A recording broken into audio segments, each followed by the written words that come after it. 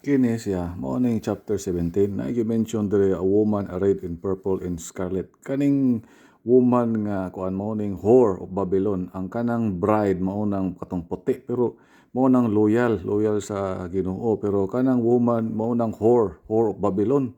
Kay ang kuan sa whore kwarta man ilang kuan na ang ikuyog nila kining mga kings of the earth kana created for fornication and habits of the earth. Mao na siya nagpadato drunk with the wine of her fornication. Unya makita gyud nimo dere mother of harlots, abomination of the earth, mother mao nang mother church.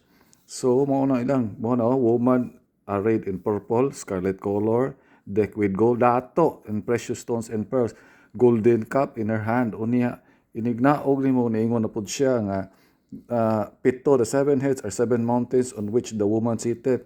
Rome has seven mountains or hills. Imo gyud ang ma-verify. Mao na siya. Nya, ang iyang nahitabo, puro din these have one mind and shall give their power and strength to the beast. One mind, mao nang New World Order, one religion. Mao na siya. Nya, ang mao na naghimo sila ng 10 economic regions. Mao na, mga leader nga sa kalibutan. Mao sige report dito sa Vatican. Klaro kayo na. Makita na Yan warning ginadiri nga kanang gi-highlight balik. And I heard another voice from heaven saying, "Come out of her, my people." Sa ato pa kana na-infiltrate na, wala na. You may not partake of her sins and that you receive not of her plagues.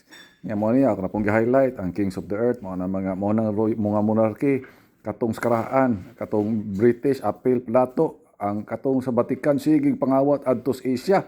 Mao na ilang gibuhat didto sige pagpamakak hasta ang history. Mao na ang kanang British monarchy bisang asa kanang countries nahimo na ng Commonwealth of Nations. Klaro kay na sobra ka klaro. Kini tanan wala gyud ni ang nahitabo ni tanan puro ra padato. Padato sa pagpangawat.